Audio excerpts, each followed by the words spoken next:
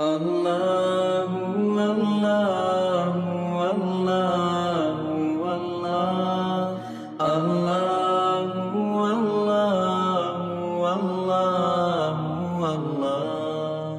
لا الہ الا اللہ کو تھامو، اللہ ناممکن کو بھی ممکن بنا دے گا۔ ایک بادشاہ گزرے، ہارون رشید، بولو کون؟ بہت اچھا واقعہ ہے، سننے جیسا واقعہ ہے۔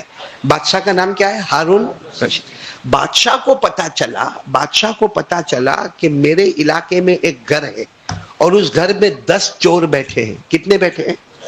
اور چوری کا مال بھی رکھا ہوا ہے۔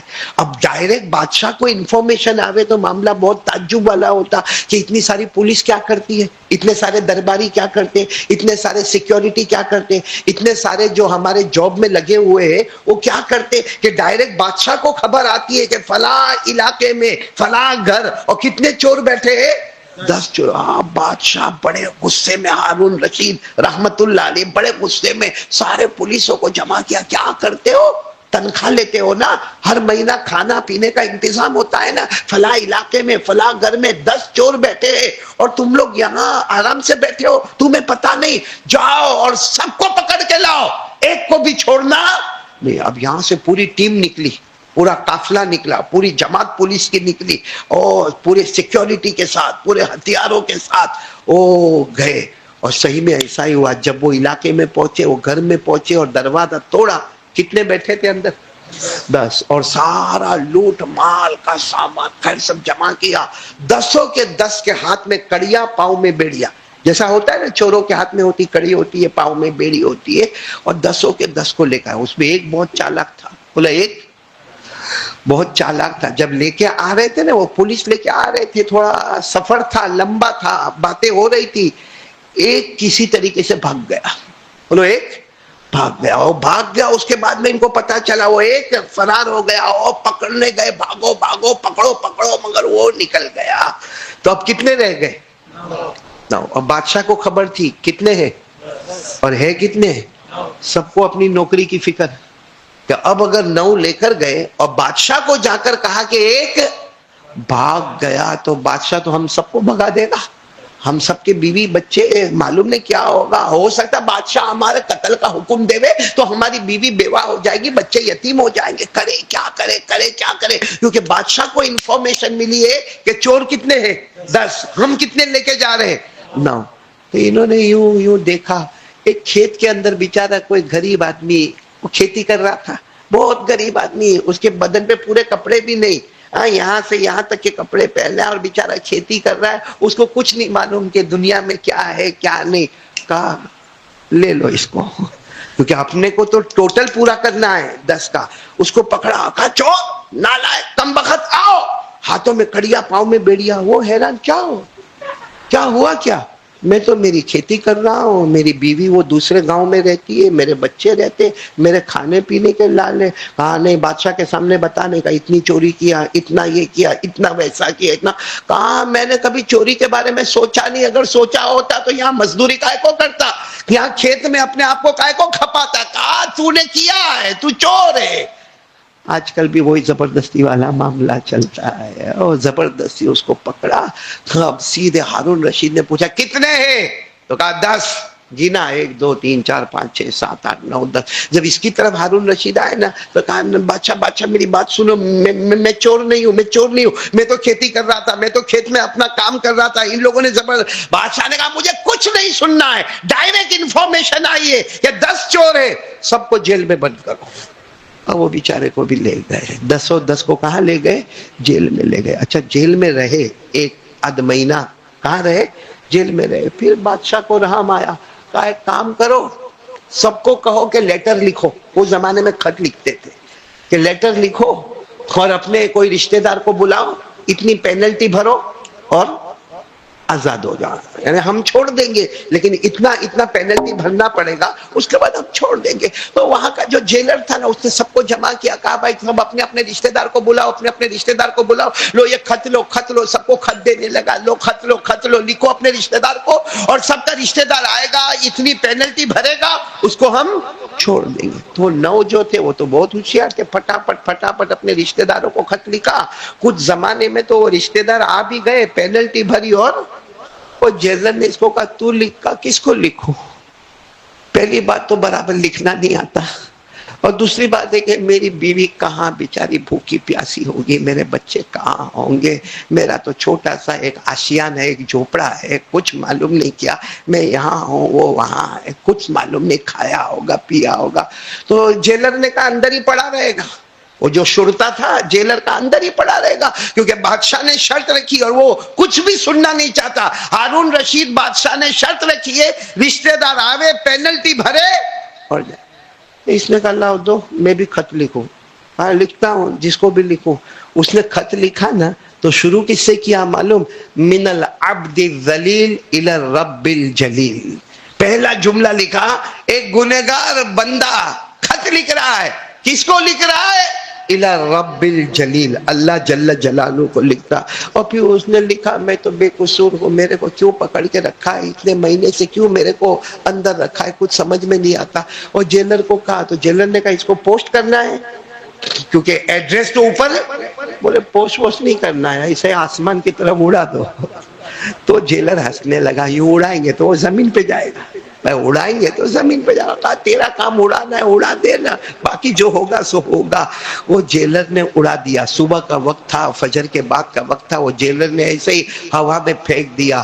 وہاں ہارون رشید بادشاہ سوئے ہیں، خواب میں جناب نبی کریم صلی اللہ علیہ وسلم آئے اور ہمارے نبی نے فرمایا ہارون رشید اٹھ جا، جیل کی طرف جا، اور اس نام کے شخص کو وہاں سے ہٹا اور اس کو انعاموں سے نوازنا، اور اگر تو ذرہ بھی اس پر ناراض ہوا تو میں قیامت میں تیری سفارش نہیں کروں گا۔ وہ ہارون رشید تو سوئے ہوئے تھے، بادشاہ تھے، اپنے دربار میں سوئے، اپنے شاہی پلنگ پہ سوئے، خواب دیکھا تو اٹھے اور ایسے ہی جو کپڑے میں سوئے تھے وہ کپڑے میں بھاگے۔ اب سارے پولیس پیچھے بھاگ رہے، ارے بادشاہ ہوا کیا، گھوڑے پر تو بیٹھو۔ کہا کوئی گھوڑا نہیں، کوئی کھچر نہیں، کوئی گدھا نہیں، مجھے جانا ہے جیل کی طرف۔ یہ دوڑتے دوڑتے جیل گئے، جیلر کو کہا جلدی سے دروازہ کھولو۔ جیل کے اندر گئے، دیکھا ہاں یہ آدمی۔ اس کو کہا تو تیرا یہ نام ہے؟ کہا تیری شکل میں دیکھا ہوں۔ کہا ہاں۔ تو وہ آدمی کانپنے لگا، کہا کیا ہوا بادشاہ، اتنے دن تو رکھا ہے، اب اور کیا کرنے آئے ہیں؟ کہا تجھ سے معافی مانگنے آیا ہوں، تو معاف کرے گا تو قیامت میں میری سفارش ہوگی، تو نہیں کرے گا تو میری قیامت میں شفاعت نہیں ہوگی۔ یہ کہہ کر ہارون رشید دونوں پاؤں پکڑ کے رونے لگے اور اس کو اپنے دربار میں لے کر آئے، نہلائے دھلائے، اور اس کے بعد میں اس کو کہا کہ میں سواریاں بھیجوں گا تیرے گھر تک تجھے پہنچانے کے لیے۔ پوری داستان اس کی سنی، اور اتنا انعام، اتنی زمین، اتنی جائیداد، اتنے جانور، اتنے گھر، اتنا سب کچھ دیا۔ وہ حیران ہے کہ ہوا کیا؟ کہا کہ سارے لوگوں نے خط مخلوق کی طرف لکھا، تو نے خط اللہ کی طرف لکھا تھا۔ میرے پیارو، وہ جو شخص ہے نا، وہ باہر نکلتا ہے اور کیا کہتا ہے معلوم؟ وہ تو خیر اپنی سواری پر سوار ہو گیا، بہت سارا زمین، بہت ساری جائیداد، بہت سارا مال، بہت سارا دولت، بیوی کے پاس جانا، بچوں کے پاس جانا، بیوی کو بلایا گیا، بچوں کو بلایا گیا، جو بھی اس کا استقبال ہوا۔ لیکن وہ کیا کہہ رہا تھا معلوم؟ بادشاہ میں تیرا شکر ادا نہ کروں گا تو مصطفیٰ کو اور اللہ کا شکر ادا کروں گا۔ میرے پیارو، آج ناممکن کو ممکن بنانا ہو، قسم اللہ کی ایک ہی دروازہ ہے اور وہ اللہ ہی کا دروازہ ہے۔ تو کون تیار ہے؟ آج پہلی بات کو مضبوط کر لو، بولو کرنے دھرنے والا کون؟ آواز نہیں آ رہی آپ کی، ذرا پیار محبت سے کہو، کرنے دھرنے والا کون؟ اللہ۔ اور اللہ کو بھی بہت پسند، اللہ کو بہت پسند جب بندہ کہتا ہے نا کرنے والا کون؟ اللہ۔ دینے والا کون؟ اللہ۔ کھلانے والا کون؟ اللہ۔ اللہ کو بہت پسند ہے۔ اسی لیے معلوم ہے نا، ایک مرتبہ ہمارے آقا، بولو محمد الرسول اللہ، بیٹھے، ہمارے نبی بیٹھے، صحابہ بھی بیٹھے، بولو صحابہ بھی اور بالکل سائلنٹ، خاموش. اور حضور صلی اللہ علیہ وسلم کی مجلس میں جب خاموشی ہوتی تھی نا تو سب لوگ یوں گردن جھکا کے بیٹھے ہوتے.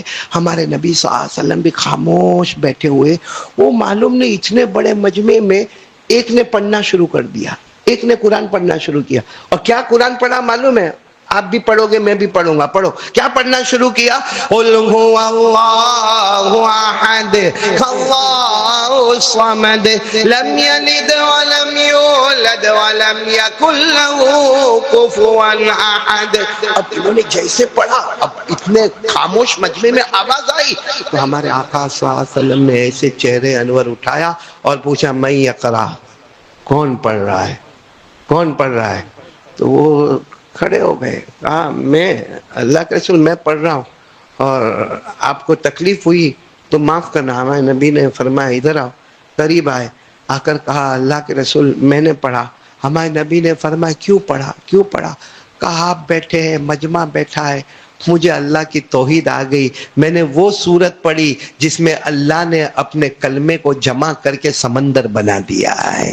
میں نے وہ سورت پڑھی جس میں اللہ کی توحید، اللہ کی وحدانیت، اللہ کی قدرت، اللہ کی طاقت. پڑھو نا، قل هو اللہ احد اللہ الصمد لم یلد ولم یولد ولم یکن له کفوا احد. اللہ تبارک و تعالیٰ فرماتے قل، میرے نبی اعلان کر دو، هو اللہ احد. پورا مجمع بولے ہم سب کا اللہ ایک، اللہ الصمد، اللہ کسی کا محتاج نہیں، اللہ کو کسی کے سہارے کی ضرورت نہیں. لم یلد ولم یولد، نہ جنے نہ جنے گئے، اللہ کسی کے ابا بھی نہ بنے، کسی کے بیٹے بھی نہ بنے. ولم یکن له کفوا احد، اللہ کی قسم اللہ کی طرح کوئی معبود نہیں. بولو نا ہم سب کا پیدا کرنے والا کون؟ اللہ. تو وہ صحابی قریب آئے، ہمارے نبی نے فرمایا تم نے پڑھا؟ کہا اس لیے پڑھا اللہ کی توحید یاد آ گئی، اللہ کی قدرت یاد آ گئی، اللہ کی طاقت یاد آ گئی. اور اس صورت میں اللہ نے ایک سمندر ہے توحید کا جس کو اللہ نے یہ صورت میں جمع کر دیا ہے. ہمارے نبی نے فرمایا جا، مل گیا، وجبت، جاؤ تم کو مل گیا. تو وہ حیران ہو گئے کہ کیا ملا اللہ کے رسول، کیا ملا کیا؟ کیونکہ ایک تو ایک ٹینشن والا ماحول بن گیا. اور ہمارے نبی کہتے ہیں وجبت، جاؤ تم کو مل گیا. وہ کہنے لگے اللہ کے رسول میرے ماں باپ آپ پر قربان، کیا ملا؟ کہا تو نے قل اللہ احد شروع کی، ختم کرنے سے پہلے اللہ نے تیرے لیے جنت کو واجب کر دیا. وجبت لک الجنہ، اللہ نے تیرے لیے جنت کو واجب کر دیا. معلوم ہوا کوئی یقین کے ساتھ ایک بار قل اللہ احد پڑھے اللہ اس کے لیے جنت کو واجب کر دیتا ہے. لیکن یقین ہونا ہے، کرنے دھرنے والا کون؟ اس لیے میں اکثر کہتا ہوں مانگنا ہو تو کس سے مانگنے کا؟ ادھر ادھر شکوہ، شکایت، کمپلین، ارے بولو نا، کرنے کی ضرورت جو ہوا، جو ہو رہا ہے، کیا ہوگا نہیں معلوم. کرنے والا کون؟ آواز سے بولو، کرنے دھرنے والا کون؟ اللہ. تو کون کون تیار ہے ذرا دونوں ہاتھ اوپر کر کے بولے آج سے ہم مانگیں گے. کس سے مانگیں گے؟ سب اللہ سے مانگیں گے نا انشاءاللہ. میں نے بولو نا انشاءاللہ.